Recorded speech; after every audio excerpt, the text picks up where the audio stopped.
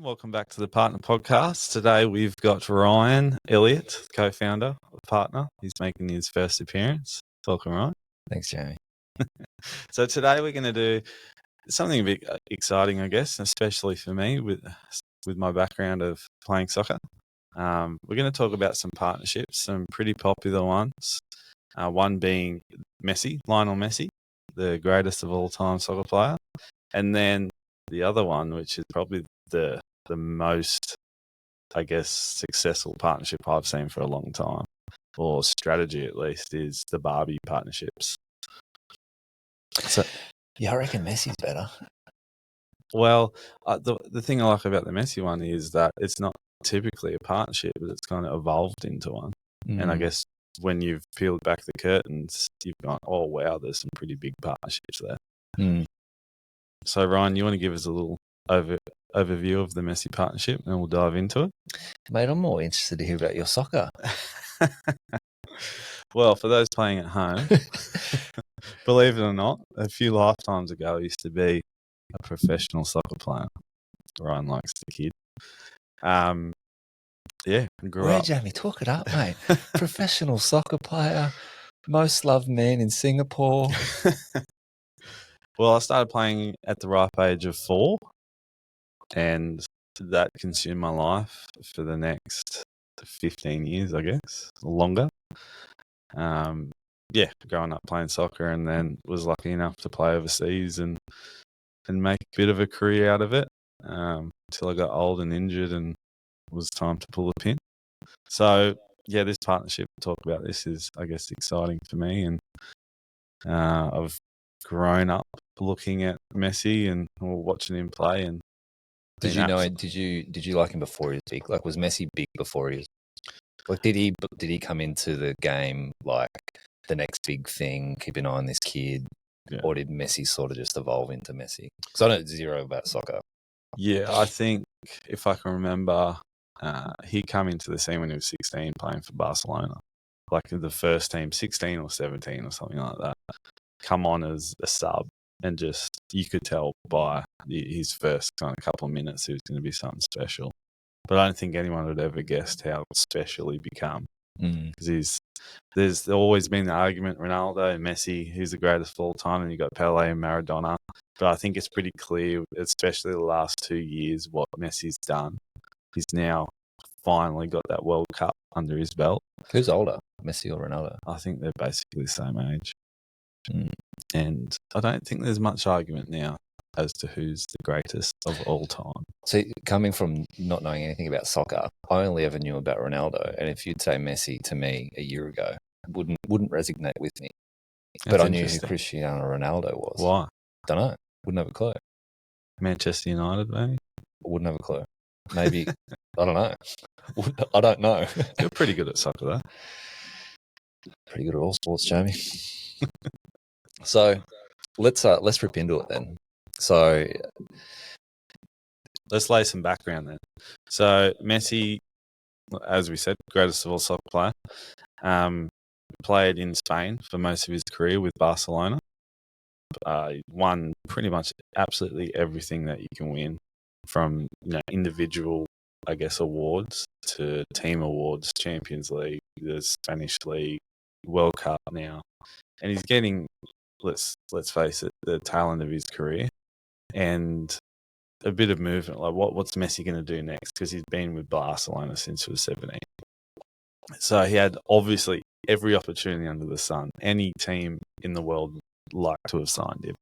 He even got these like astronomical, I guess, offers from the Saudi clubs, $1 billion offers. Are they a different league or are they the same league? This is how much Ryan knows about soccer. Saudi Arabia, Spain. That's different. Yeah, okay, yeah. Different country. Yeah, righto. New Zealand plays in our league, rugby league. Oh, yeah, I guess. Very different league. Right. So he knocked all them back and then shocked everyone by going to America. So the MLS. What did he get offered from Saudi? It would have been $1 billion plus, right. And just straight cash kind of deal, I think. Whereas he's gone to America, kind of, this is where David Beckham kind of carved out the pathway. he was the first notable. He was one of the biggest soccer players at the time. He then went to the American comp, MLS, and signed up, played, and did really well over there. Signed with the LA Galaxy. So a few other players have done that since, but Messi going there has just been, as we'll touch on with some of the data and stats here, has just been crazy. But also, Dave went to, and I only know about this from doing some research for this. Dave went to, what club did he go? LA Galaxy. LA Galaxy. With the promise of, yes, we'll pay you to come, but also you'll get your own franchise when you retire, right? Yeah, I guess that was a bit of a sleeper. No one really kind of took notice of that until it happened. And he only activated that, obviously, last year or the year before, whenever he bought into Miami, which I think is a brand new franchise that they created. I believe he owns 40-something%. Is that right? Don't know. From your research? I think it was 30-something. 30-something, which is quite big. Yeah, well, when we have a look at what they're going to be worth next year, the year after, apparently. So, yeah, David Beckham, he created, I guess, the pathway and put America on the map in terms of the MLS. And then for someone like Messi, as we said, to go to America was just shocked everyone. And you can kind of see why when like I said before, you peel the curtains back to see, he's kind of back-ended this deal and he's got some pretty special, for the likes of Apple and is it MasterCard that have opened the door to like a revenue share and a partnership with Messi. It make your eyes water how much money he's going to make. Yeah, it's wild. So effectively, Messi gave up a lot of front-end cash for a lot of back-end cash. Yeah.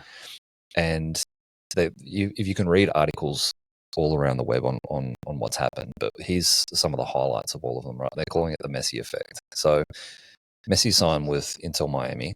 Now, since that was announced, Miami's gone from 1 million followers on Instagram all the way up to 14 million followers. We'll come back to that in a tick and what that might mean for the team. Miami's global popularity has grown. Google searches has increased more than 1,200%. Ticket prices on the secondary market for Messi first Miami matches have gone up by more than 1,000%. Imagine what that means for the club.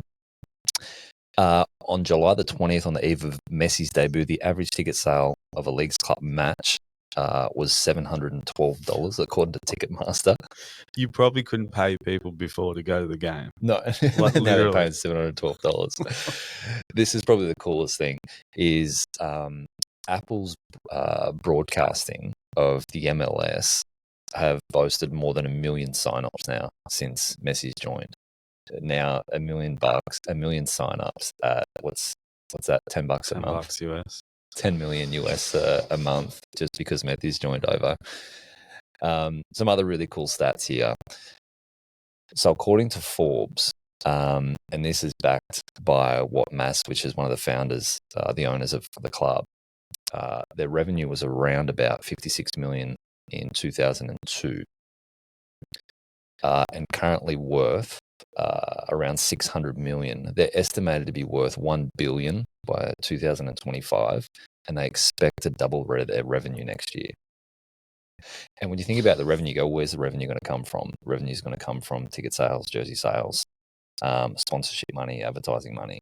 And so if you think, if we had a fan base of 1 million people on Instagram, now we've got 14 million. What does that mean for sponsorship dollars?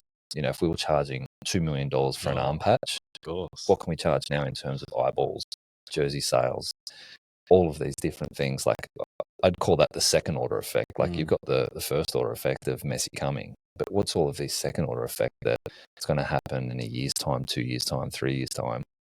Just the brand of the club. What does that mean in terms of attracting star players who never would have played for Inter Miami, but because Messi's there now, they want to go and play. Messi's got a bit of a back-end deal with the club as well, right, where he has a ownership opportunity when he retires, so he'll constantly have influence on this club. That's the second order effect. Yeah, it's unbelievable. And not only did he sign and he's here, he's bloody performed. So he's played 8 games, I think it is. I could be wrong. He's got 8 assists and he's scored 11 goals. Yeah. They've gone from dead last to, I think they just won like a mid-season comp. It's a crap comp though, isn't it? I mean, yeah, it's not. Yes, but you got to think like the team was still the team, but minus one player. Now, how does one player have that much of effect on the field? I get the whole off the field stuff, but what he's done to the players around him is unheard of. It's kind of probably the same when you left Singapore. The club got better. Yeah, I guess you could look at it that way. But what about those pink jerseys though? They literally can't print them fast enough. Yeah. And what do they go for? What, probably $100. Don't know. Well, I know a jersey here, like just I don't know, State of Origin jersey is $180, isn't it? Don't know. I've been too embarrassed to buy a Blues one for a long time, so I don't know. Next year. Next year. So that's the Messi effect. And if you think about that, on the surface level, you think that's a star athlete joining or signing to a new club. But effectively, at the core of it, that's a partnership. That's the owners of Inter Miami, David Beckham and Inter Miami. I love soccer so much. You've got the owners, and then you've got them going, Messi, best player in the world, apparently, but also the biggest audience in the world. Like is he second to Ronaldo in terms of Instagram followers? 468. Yeah, probably because Ronaldo's got more muscles. Right. 468 million followers. So that's a few guys over here going, let's bring Messi over. And one, he's going to be great for the club. He's going to perform, but also he brings that audience with him. And that's the fundamentals of a partnership. Going revenue. Yeah. At the end of the day, it's new customers. But who out there has our audience? And I think the important note from what I can tell, and you might be able to back this up, is that people support Messi first, and then they support the club second. So if I'm a mad loyal supporter of Messi, I don't really give two hoots who he plays for. I'm a Messi fan. I'm going to follow him everywhere. So if he goes to Inter Miami, I'm going to go and support Miami and buy their jerseys and watch their games and maybe go to the games. I don't know. I'd imagine 80% of the people that have bought a pink Inter Miami jersey in the last 3 months didn't know who they were. Who did he play beforehand? Barcelona. So they probably all had Barcelona jerseys. 100%. Now they have Miami jerseys, yeah. Right? So great move from them. It's going to cost them a bit of money, but they were a relatively small brand, unknown, and unperforming club, and they've partnered with someone like Messi and said, look, we can't give you the cash up front, but what we can give you is future revenue, future profits later on down the road, and you're the brand to help us do that. I don't know about you and partner Ryan, but we can't afford to sign Messi. So how do you think that can translate to other people's business, whether it's e-com or what kind of takeaways can you take from that? Well, if you think about Miami, they couldn't afford Messi either. But what could they offer him? They've structured something. And Messi could have went to, was it Dubai? Anywhere he wanted to. Anywhere he wanted to, and probably got $1 billion. But what does that do for his brand and his legacy? I'd assume when you're at that level, and Messi wouldn't need to worry about money for the rest of his life, it's probably more about status, his legend, his legacy moving on. And that's what Miami could offer him. One, it's the financial gain later on, but you're going to come and you're going to take this small little unknown, unperforming club and turn it into a powerhouse. But they've sold him the vision. The vision. Future. Yeah. And we're going to give you a profit share down the road. When you retire, you'll have input, you'll have significance, you'll still be involved very much in the game, and you're going to help the game grow. I'd say that's what would have attracted him. So it's not so much the financial stuff, it's the vision of who you are and how much more of a legend you can be, not just now when you're playing, but when you retire. And probably that's what they sold him. I guess there's hundreds of thousands of soccer players or athletes out there in the world. I think it's definitely coming more common for each individual to be marketing themselves. What do they bring outside of their skill set as a player? And Messi, it's obviously massive, but you could take that approach to nearly everyone you sign, for sure. or maybe a handful. It's just brand power, isn't it? Now, moving on, maybe to one of your, I guess, favorite childhood memories, Ryan. Playing with Barbie and Ken. I didn't play with Barbie and Ken. I had Action Man. Action Man? Yeah. Me and my cousin Mitch, we had my mum and Auntie Debbie would always buy us Action Man for Christmas and our birthdays. Now, admittedly, we loved them, and we had all the different types of ones. But this doesn't resonate with me, but it kind of does. Yeah, right. You're going to wear your pink Barbie shirt, aren't you? Have you witnessed something like this Barbie explosion before? Like, can you think back of anything like it? Nothing comes outside to mind. of like a new iPhone coming out.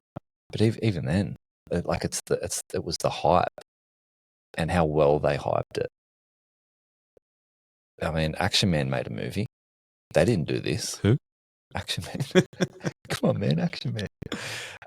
Like there was a 3-week period where I could not look anywhere without seeing Barbie. You couldn't go to a restaurant without having some sort of Barbie affiliation. It's not stupid, mate. No, it's not. It's branding. I admittedly had this 2-week period where I downloaded Candy Crush and started playing. I went on a plane trip down home back to Wollongong. And I was thinking, what are the games I can play offline when I'm on the plane? Out of everything, you chose Candy Crush. Well, I was with Odie, and it was kind of my son. This was something that I could try and not shut him up, but if he was playing up, just go, here, mate, play this, and it worked. Yeah. And even playing Candy Crush, there was a Barbie thing that popped up. I couldn't get away from it. No, you couldn't. It was Barbie Mania. Can you maybe highlight what their overarching strategy was and what the partnership program or strategy looked like? Yeah, in your view. Well, I think the fundamentals of it, right, is they reported over 100 brand-to-brand partnerships, and we'll go through some of those in a minute. But the commercial of it was pretty straightforward. When they partnered with a brand, maybe it was Crocs as an example, the beautiful footwear company, is that the brand would either pay a flat license fee or anywhere between 5 to 15% commission on the sales or royalties on the sales. So it's pretty standardized across all of the brands.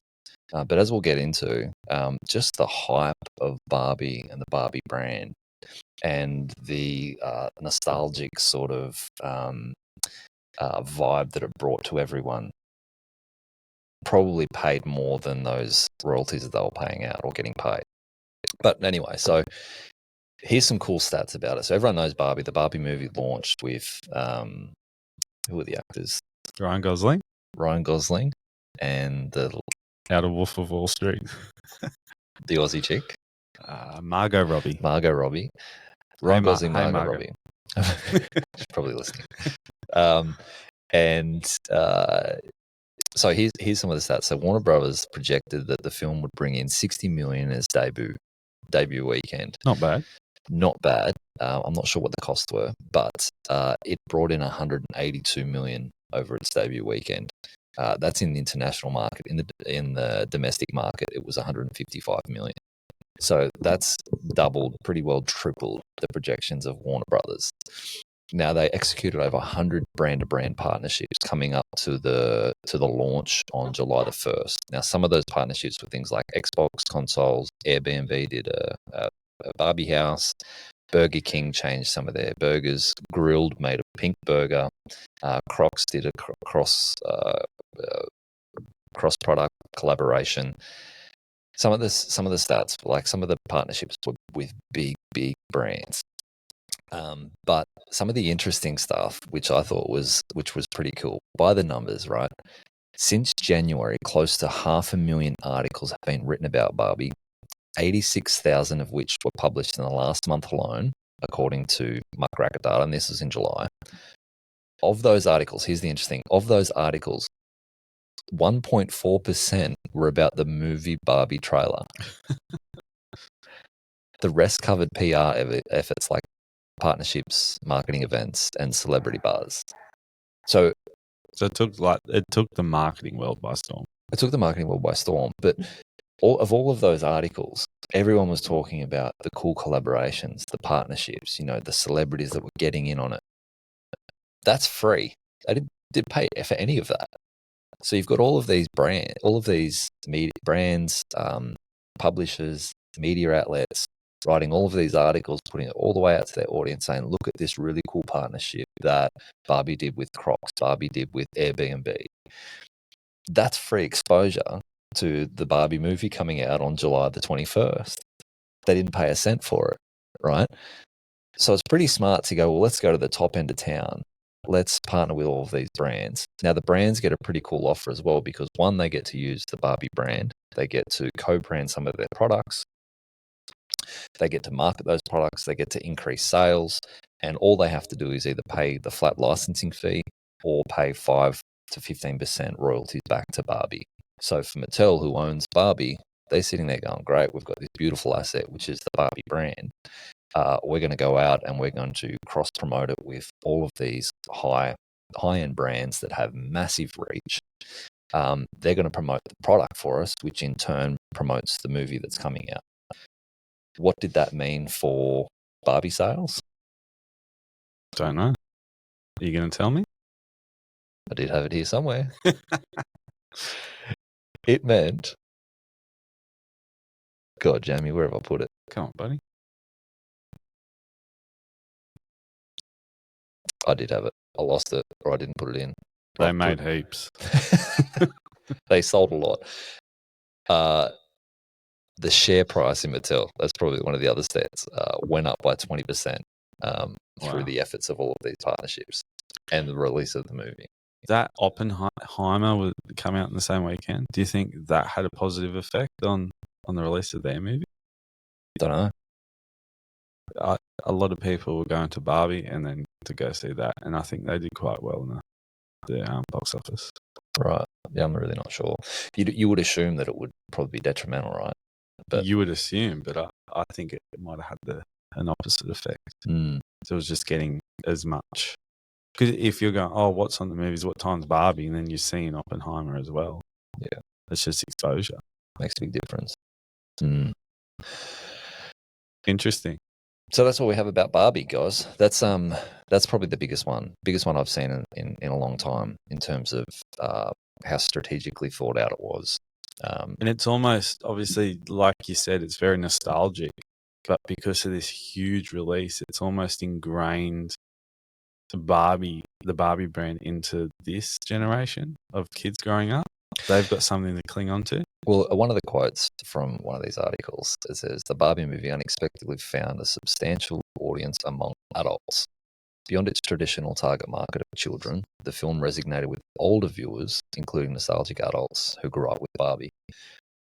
I don't know about you, but from what I've heard about the movie, I haven't watched it yet, but it's probably more tailored towards adults, isn't it? Yeah. Well, my wife's seen it. She loved it. And it had this big, I guess, this underlying message to it in terms of, I think it was like confidence and stuff like that. Gotcha. Yeah. Nailed it. Sounds like you're all over it.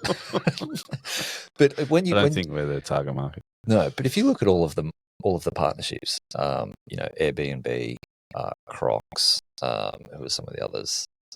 Burger King Grilled, Candy Crush. Oh, maybe Candy Crush. Was Candy Crush an adult game or kids game? I think it's definitely adults. Adults, right? Yeah. So all of those efforts are more tailored towards adults, not their so-called intended market of kids. So I'm not really surprised that more adults don't. And who takes the kids anyway? Adults. So it would make sense to target it towards the adults. What was it rated? I don't think it wasn't a kids movie.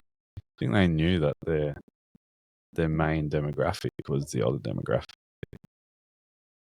That's a good question. I'm looking now.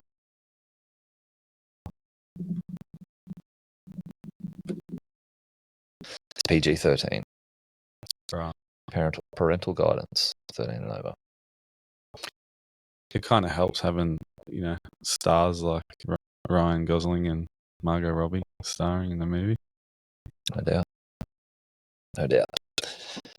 Well, that's a bit of a wrap of, I guess, this week's recap of partnerships we've been seeing.